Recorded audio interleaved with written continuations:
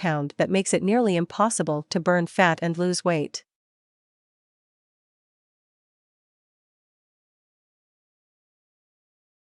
That's why I invested 10 years of my life to create the world's healthiest bread.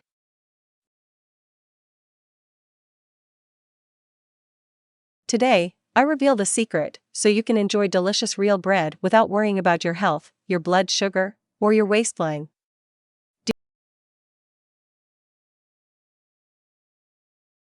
Dear reader, Kelly Herring, there are few foods more comforting and enjoyable than bread, whether it is a warm piece of focaccia dipped in olive oil, a sandwich on a chewy baguette, a flaky croissant, or even the simplest slice of toast with butter. Just thinking about these foods makes your mouth water.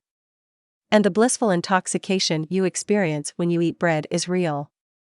In fact, you might say bread is the original food addiction. Traditional bread produces compounds called gluteomorphins.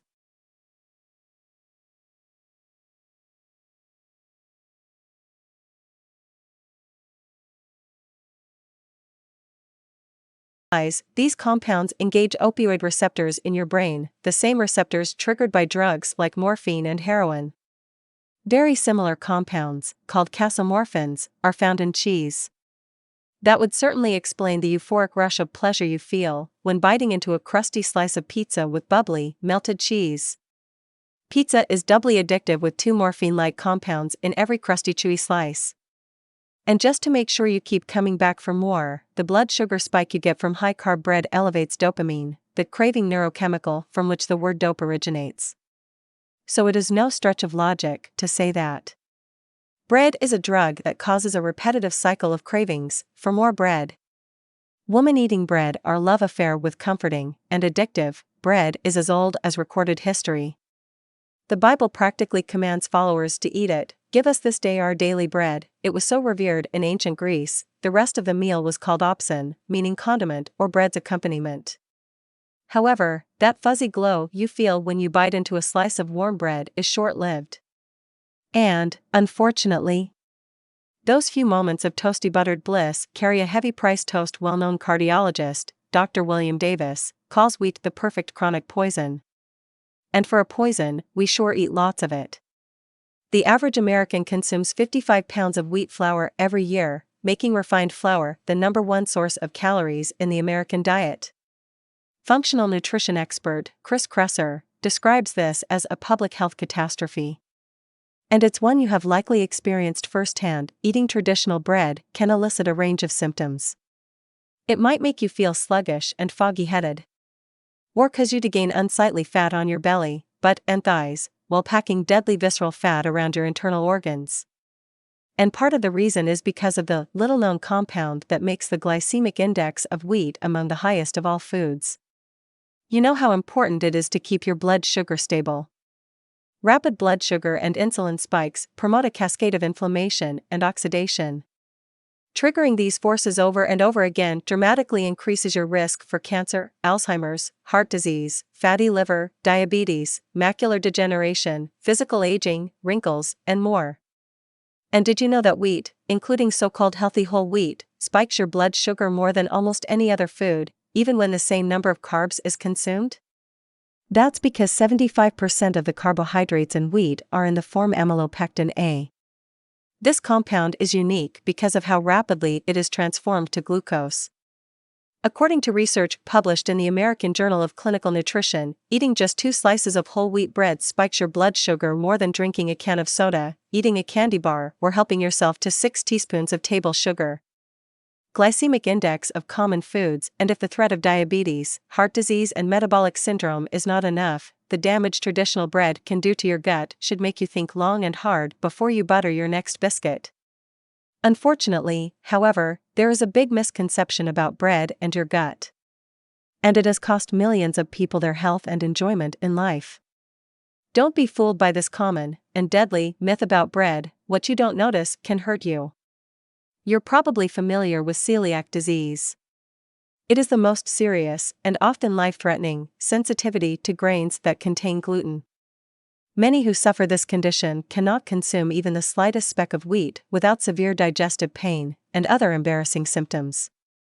Other illnesses, like Crohn's and inflammatory bowel disease, also result in debilitating cramping, bloating, and other digestive distress when wheat is consumed. Bread can cause fire in the belly even if you feel no digestive distress. This leads many people to believe that as long as you can eat bread without belly problems, then you must be in the clear, no harm done. Do not be fooled by this dangerous myth. Truth is nearly 50% of newly diagnosed celiac patients have no digestive symptoms. In other words, half of the people who are extremely sensitive to wheat can still consume it without the typical stomach problems. The bottom line is, even if you can eat a 3-foot submarine sandwich without the slightest gurgle in your tummy, does not mean it is not hurting you. Even if you feel just fine after eating bread, every bite is causing silent damage to your gut and quietly setting you up for serious disease. Dr. Alessio Fasano is a professor of medicine and distinguished researcher, with more than 240 peer-reviewed papers to his credit. 3-foot submarine sandwich. His research, in addition to dozens of other scientists around the world, shows that wheat causes chronic gut inflammation. Compounds within it can also do direct damage to every tissue in your body. And you don't need certain genetics for the damage to occur. It happens to everyone who consumes it. Of course, the inflammatory protein we call gluten is partly to blame. In fact, the New England Journal of Medicine lists 55 conditions which can be caused by gluten, ranging from those as benign as canker sores to diseases as serious as cancer.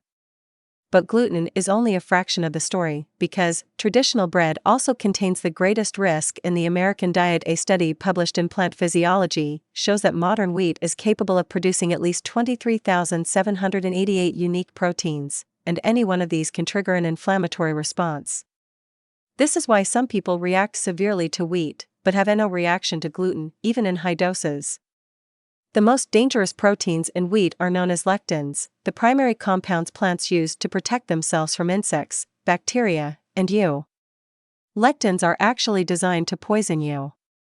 In fact, the poison known as ricin, deadly in amounts as small as half a grain of sand, is a lectin. Of course, most lectins won't kill you overnight, but they can make you very sick over time. Among the most dangerous is wheat germ gluten, and studies show that WGA is cardiotoxic to the heart and blood vessels. It can exert these effects in minute concentrations, and just one kernel of wheat contains 16.7 trillion molecules of this toxic compound. Just imagine the dose you get when you eat bread at nearly every meal. And don't forget, the highest concentrations are found in supposedly healthy whole and sprouted grains. And if that's not enough, WGA is also the reason why it's nearly impossible to burn fat and lose weight when you're eating bread. You've probably heard of insulin as the fat storage hormone. When insulin and glucose levels are high, fat storage increases and fat burning stops. That's why high glycemic traditional bread is so effective at making you